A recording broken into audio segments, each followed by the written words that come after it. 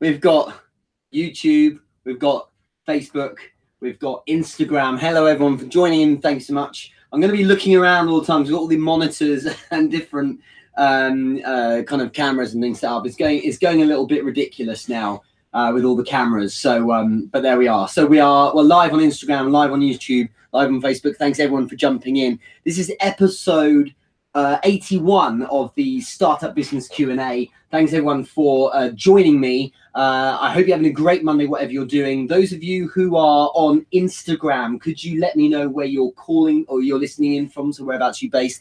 Same on Facebook as well. Hey, William. Hey, Dima. Thanks so much for jumping in. And you also YouTube. I'd love to hear if you have any questions related to starting a business. Let's jump in and do that. And I'll try and work with all these platforms. So if those of you just jumping in now, we've got Facebook, YouTube, and Instagram all live at the same time. And hello, everyone who's listening on the podcast as well, who are going to listen to the replay. So a load of you have sent through some questions. If you have a question, stick it down on the comments below, and then we'll start. But let me know where you're calling in from, and give us a thumbs up if you can hear okay on Instagram, because I'm trying a new mic on there as well. So hopefully you can. Let's start with the first question. So firstly, I hope you're having a great Monday, whatever you're doing. Make sure you have a great week. Any questions or anything on your mind, ping them over and we'll answer these. But we usually go for about an hour, and let's see how we do. So first one is Travis Buck. He says, man, you know what I want to know. How do you jump from a 10-person agency to a 20-person agency? There seems to be this gray area of investor or no investor and the best way to make the agency grow. So I have an answer to this because I did the same when I was growing a team as well. And my response to this, Travis, I think is that you're possibly going about this the wrong way. So many people think that it's something to aim towards to get an arbitrary number of people joining their business, right? But actually it's better to have the number of people you employ as a reaction to the work you've got.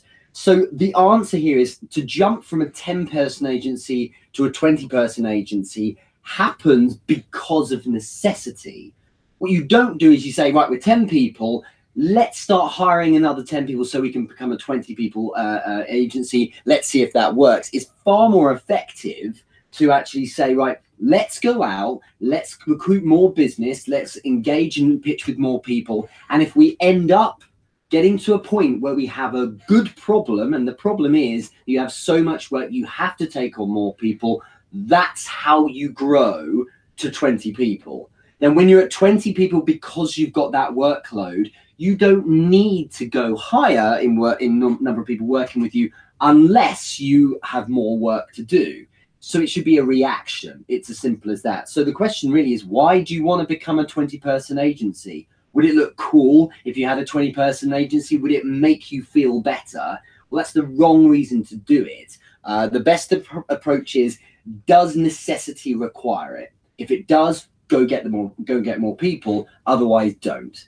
If you want a 100-person agency, first you have to get enough business that requires 100 people in an agency. Get it? Rather than, I'll just, build a 100-person agency and then hopefully we'll get some people, some money in and some clients. It's better to go around it the other way. So hopefully that makes sense. Anyone who is on, I'm looking over here because I've got a monitor for Facebook and for YouTube as well. But look, if that makes sense, hopefully it does. It's important to react to the business you've got in front of you.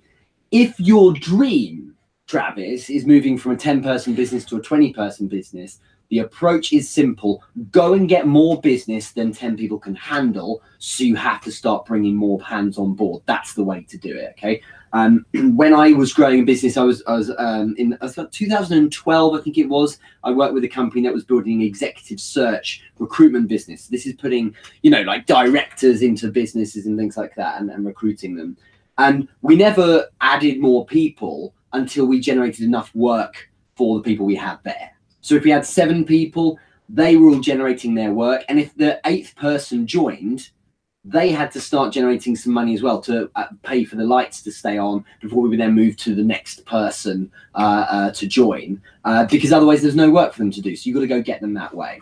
Hope that answers your question. If you have a question, anyone here on Facebook, there's a lot of people on Instagram as well, ping that over in the comments. Otherwise, Catherine Moore has asked, Richard, when do you first start to believe I can do this, to risk it all and just go for it? This is quite difficult because everyone asks this all the time. How do you know when you should jump in? How do you know when you should start? The reality is you are never ever going to be in a comfortable place, really, unless you win the lottery and have no responsibility and you can go start. Even then, there's probably stuff to kind of overcome. I had a family, I had a wife, I had properties, I had things like cars to pay for, I had a mortgage to cover. All that kind of thing required there to be an income from my household. And I only jumped because I kind of thought, it has to be done. There has to be a better way than what I'm doing right now. The bottom line is this: if I continue to work 70, 80-hour weeks in London and not enjoying myself, I may provide enough money for the household, but little else beyond that. So I started to push myself to make a decision to change because the circumstances were crap. I also projected back, and this is a good technique: project yourself back from, say, when you're 90. Look back. Are you really going to be proud of what you're doing right now? Or are you going to be saying to yourself, my God, I wish I got out of there earlier. I really wish I'd taken advantage of those opportunities. When you look back, without question, you'll have no fear over what you were doing in the past. You won't say, oh my goodness, I'm glad I stayed in the comfort zone. You'll want yourself to jump in on the big stuff. So make sure you do. And I think the reality is, for most of us, probably nothing bad will happen. You can always go get another job again. So you should really go try it, I think. I think everyone should have a little dabble at some point in building their own thing. If you're scared, rather than risking it all, Catherine, the best thing to do is transition. So while you're working, you then build your side business. Then when it's going well enough, move part-time or quit your job if you can. But I started to believe I can do this way before I actually started to work on my own thing, because I knew that I'd been through a process of selling things for many years. And so I knew I could back myself to do that. So if you feel you can sell, for instance, then go try.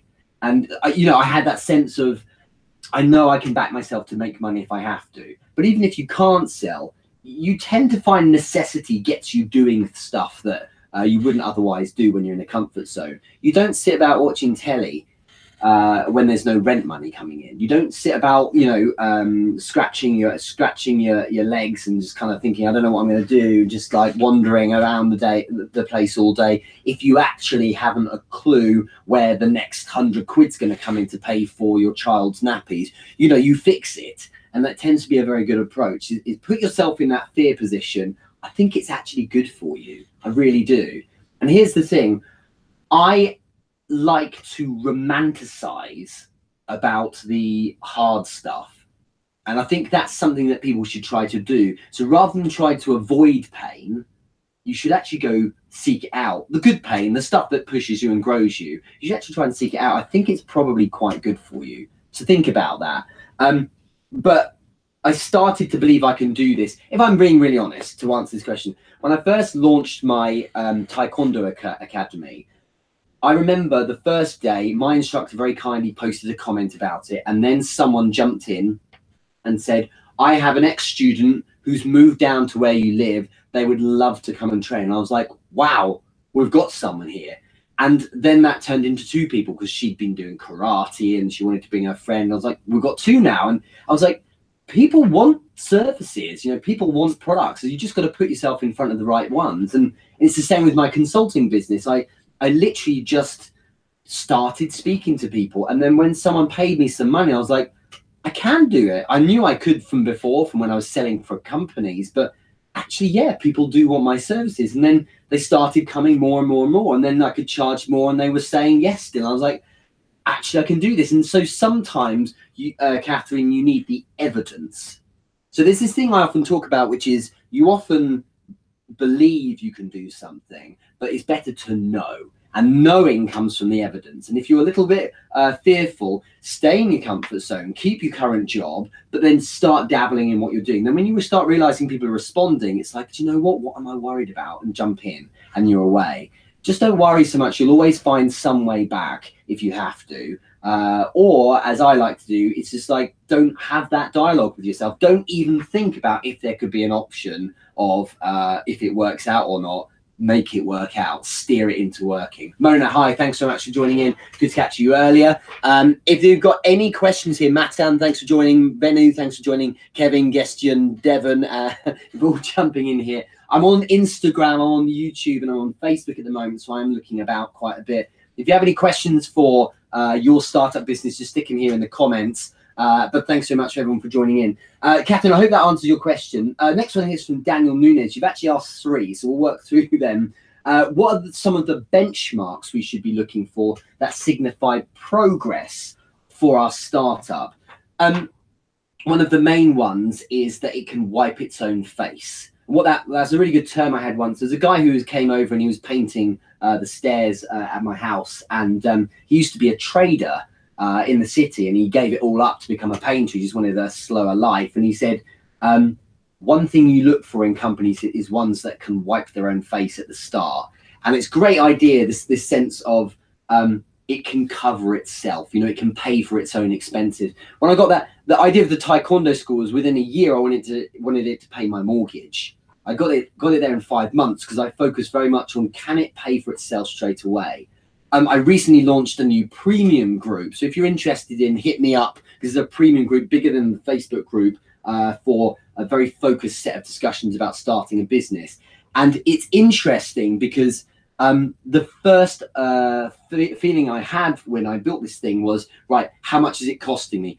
There's an amount of money because of the platforms and the apps involved that it costs me each month to run that premium group. So the first job is, as soon as possible, at the very least, cover that cost. So you're not dipping into your pocket and it's wiping its own face.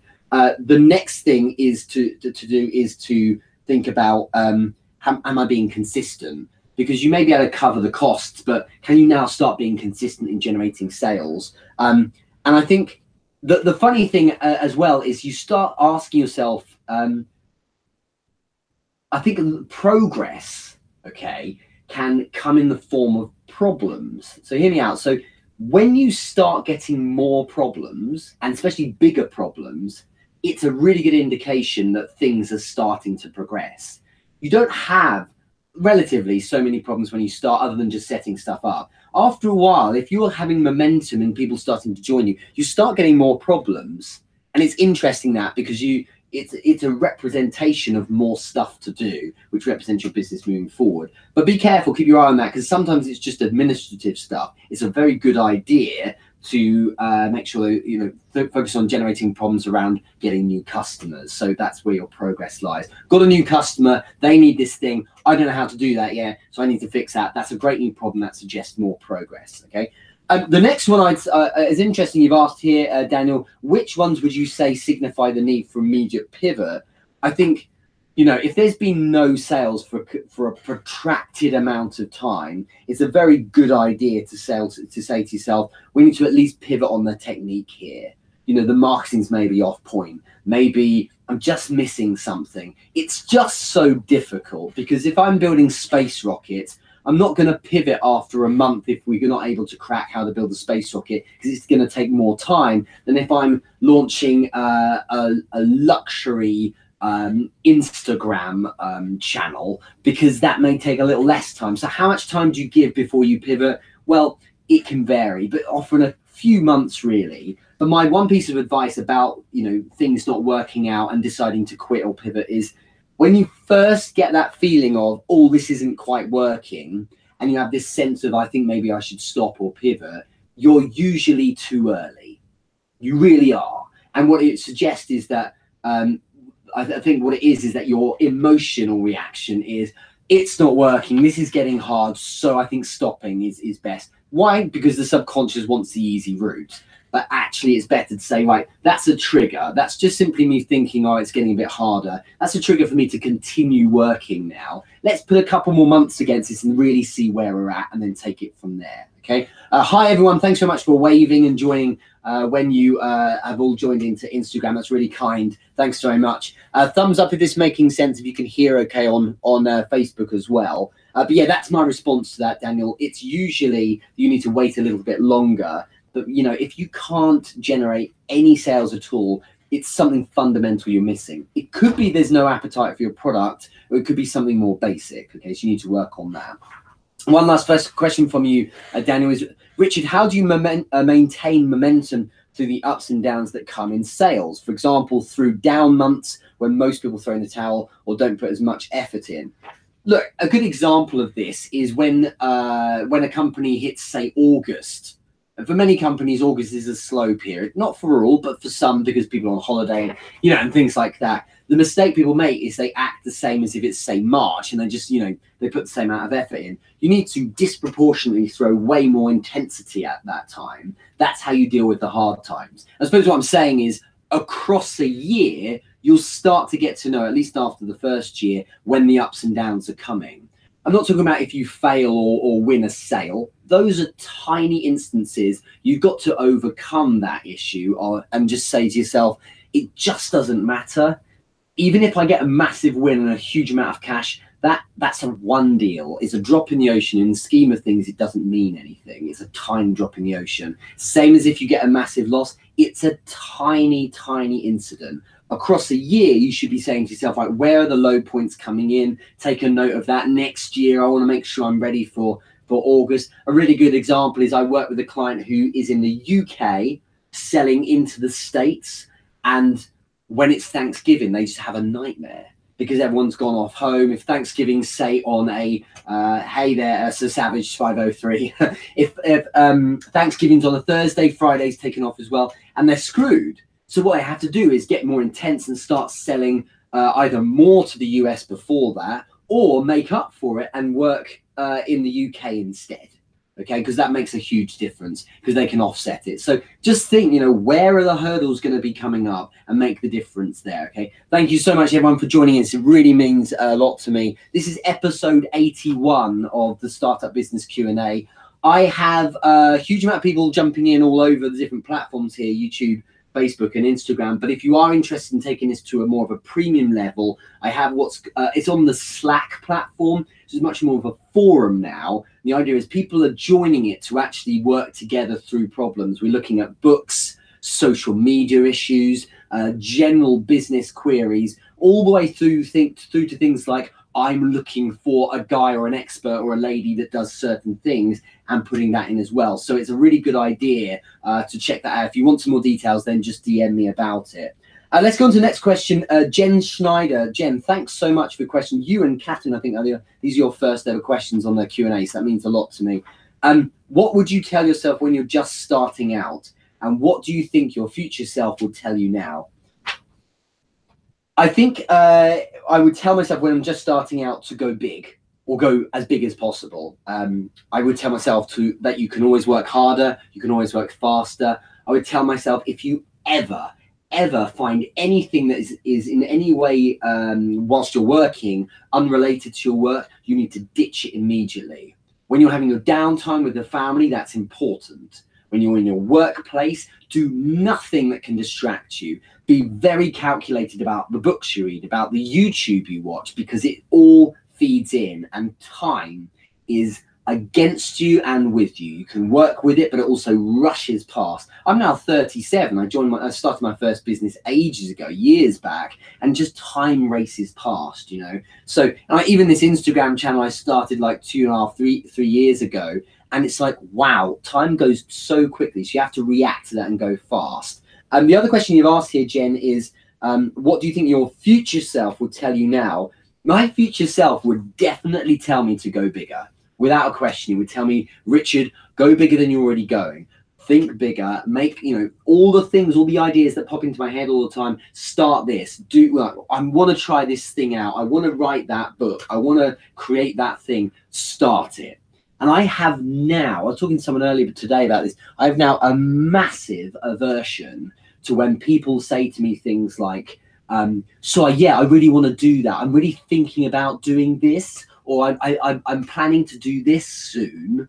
And it's like, man, not soon now. Unless there's a reason why it has to be soon, it's now. So that's my reaction, Jen. Hopefully that helps. But yeah, be patient and all that, but go big and run fast. Some questions coming in here through Instagram. So Savage503, I love the name. I don't know what your real name is, but Sir Savage, I don't know if you're christened that, but it's a wicked name. Is it easier to start up in America or in the UK?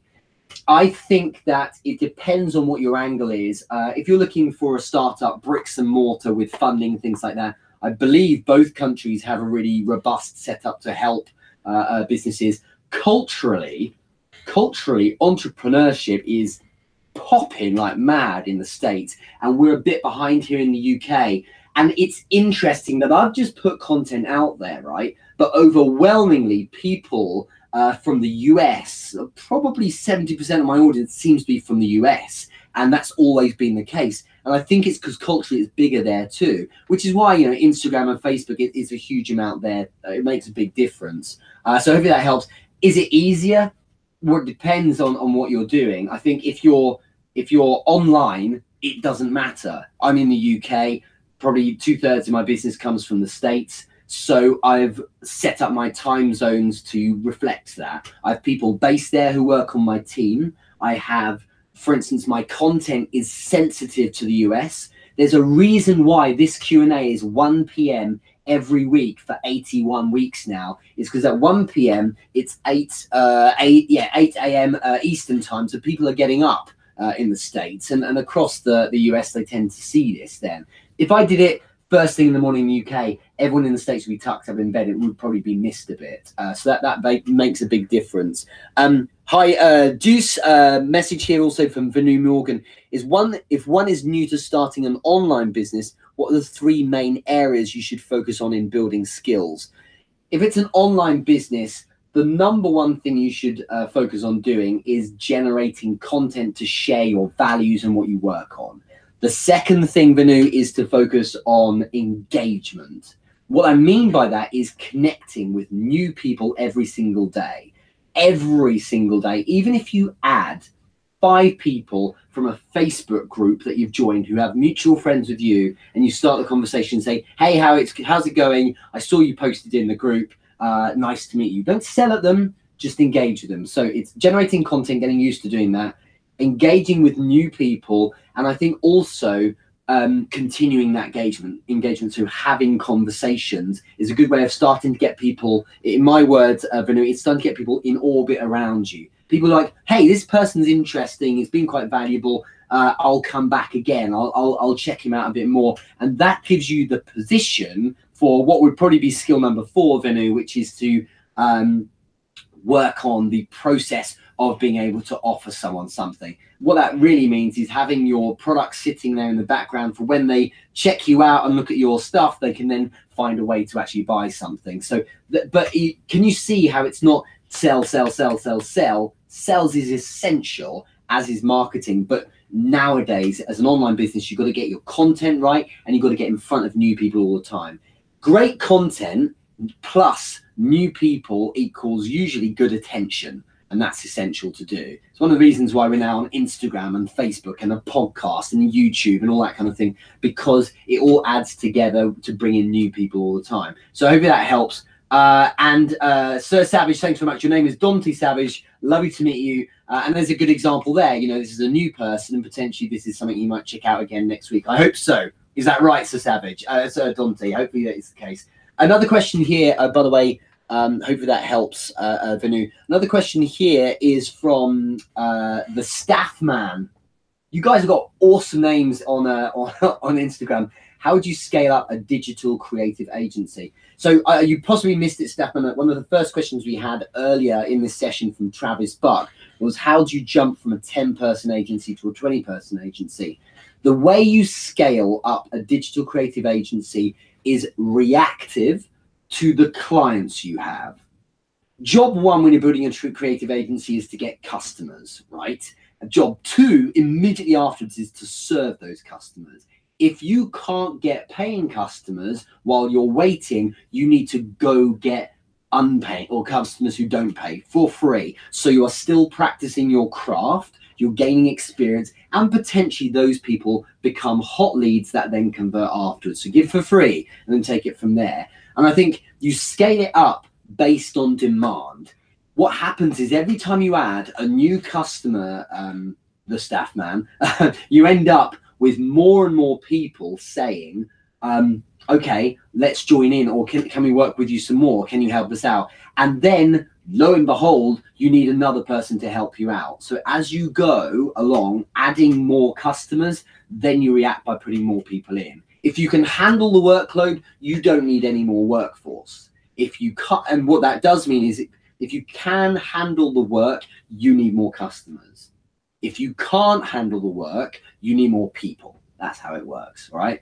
And I think you scale up a digital creative agency also by bolting in talent as you go. So what will happen is you get big quantum leaps. So when you start bringing in a guy who is great with video production, or someone who does really good Instagram content, when you bolt those into your agency, because you're creative here, it means you make a huge difference to how you come across. And then of course more people are jumping in as well.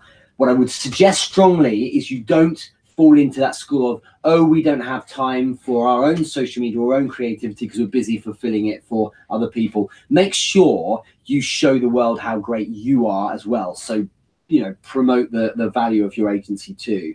If you're worried about having too much business, that's a good problem to have. It means you need more people to join you. Do you have to buy an office and get them all to sit with you? Of course not. They could be anywhere in the world. My team is all over the place. I have 2 people in the UK and the rest are in other countries, so it doesn't matter at all these days. The staff man, whatever your name is, I hope that helps. Carlos, thanks very much for your comment as well. It's lovely that you think this is good content. That means a lot to me. Let's finish up today with one more question. This is, unless you guys have a question, please stick it in here, but otherwise we have one more from Juice Peshik, which is, when a prospect says they will connect with you soon, is that a brush off, or is it when you need to use trust and patience? So look, I've been selling for closing now on 20 years. And you wouldn't think it, right? Because I look pretty young, I hope. Everyone seems to think I don't look 37, so that's nice. But when someone says they'll connect with you soon, it depends, Juice, on where you're at, on what's happened before that. If you've gone straight in and that's a reaction to essentially your pitch straight away, you've not been that compelling. If it's after time where you've been connecting and working together and engaging, it suggests they're probably more inclined to work with you. And at that point, you've possibly earned the right to actually ask them. So, I mean, is this something you think you'll probably end up doing? I think you need to get to a point where you need to probably tell yourself, if ever anyone pushes you back, it's because they aren't ready. And it means I need to continue giving them more value. So give them more great stuff. If someone says, oh, yeah, and I'll connect with you soon, the best feedback, because in the main it's usually true, is to say to yourself, do you know what? I probably wasn't compelling enough. So if someone says they'll connect with me soon, I needed to have given them more. I kind of screwed it up a bit, perhaps. That's a better way to look at it than what the hell's wrong with them, okay? So put it on your own shoulders, your own fault. Whatever value you weren't giving them is something you need to work on. So it can be a brush off, but sometimes you do need trust and patience. I've closed people from cold in half an hour before. I've closed people from cold in 9 months because I had to warm them the hell up. Every single person is different, you see, so you just don't really know. But if there's anything in particular, Juice, then do respond to me. In the main, if someone pushes back, it's because they're not ready, because you need to give them more reason to work with you. Perhaps it's not that they don't trust you or they don't buy into your value, but maybe there's too much risk on their side. So look to maybe de-risk it. How about money back guarantee? How about something like for instance, Monetize You course, when I launched it, it was like, if this is of no value, after buying it and using it, if you feel it's of no value, let me know. I will give you your money back and you can keep the course. So there's literally no, it's like I either make money from this or I don't and I get my money back. So what's the problem? And that's a better way of looking at it, I think. So maybe you need to look at helping them cover the downside in terms of their risk. Everyone who's jumped in, thank you so much. It's been great fun today. We've only done a quick half hour, but YouTube, thank you. Facebook, thank you. And Instagram, thank you very much. Anyone who has any more questions, you can still post comments on that and, of course, get back to you on it. But otherwise, it's been a real pleasure. It's nice to do live on Instagram finally. I know I've spent ages getting around to it. I've got 27,000 followers and I haven't done it live before. But this has been episode 81. If you want more information on me, go to www.therichardmoore.com. It's Moore is Moore, therichardmoore.com, and I'll catch up with you there. But otherwise, guys, it's been a real pleasure. Thanks so much. I've got to turn off all the equipment now, but I'll see you all soon. Have a great Monday, a massive week, and I'll see you next time. Bye-bye.